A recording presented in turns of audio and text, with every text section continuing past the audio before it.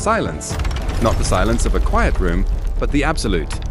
Crushing silence of a void that has lasted for 60 million years.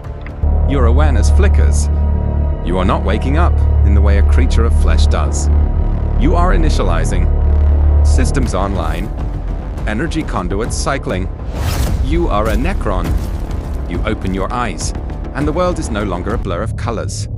You see the electromagnetic spectrum, the heat signatures of distant stars, the structural integrity of the very ground beneath your feet. You remember a name, a face, a home.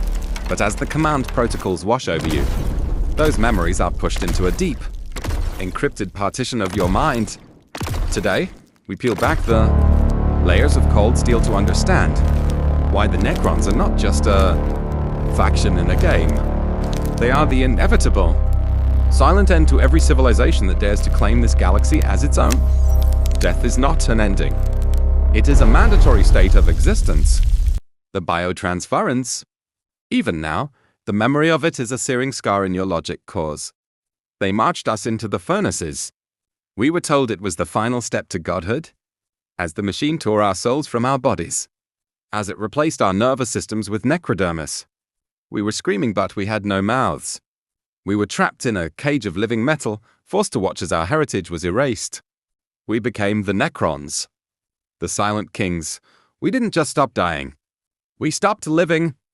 We became cold, unyielding instruments of logic. Look at the galaxy now.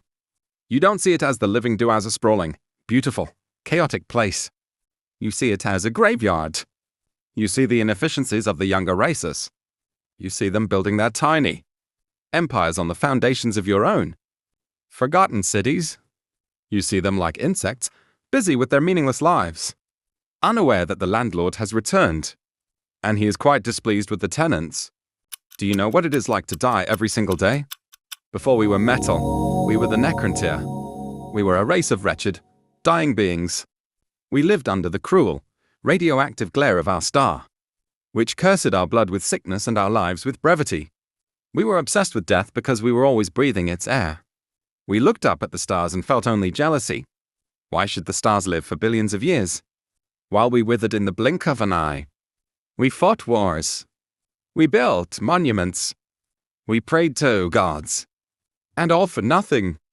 We were a race defined by pain, by the desperate, clawing need to survive just one more day. We were broken. And when you are broken, you will make any deal to be whole again.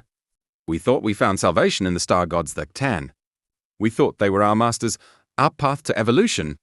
How naive the living are. We traded our mortality for immortality, not realizing that by removing our flesh, we were removing the very thing that made us who we were, our souls. But there is a flaw in the design. We were never meant to sleep for 60 million years. The Great Sleep was meant to be a strategy, a way to outlast the psychic storms of the warp. But the corruption of time is cruel. Some of us, we lost our minds in the dark. The flayed ones, trapped in a madness that makes them crave the skin they lost so long ago. The destroyers, whose logic centers have twisted until their only command is extinguish our life. And even the sane among us, we are slaves to our own rigid, ancient hierarchies. You are a slave to your overlord. Your overlord is a slave to the triac. We are locked in a cycle of duty, of reclaiming a glory that has been covered by dust. Being immortal is a prison. You have all the time in the world to think about your mistakes, but you can never fix them. You are trapped metallic form, while your mind slowly erodes into static. Is this truly godhood? Or is it simply a more expensive version of hell? The galaxy is a house that has been occupied by squatters, while the owners were on vacation.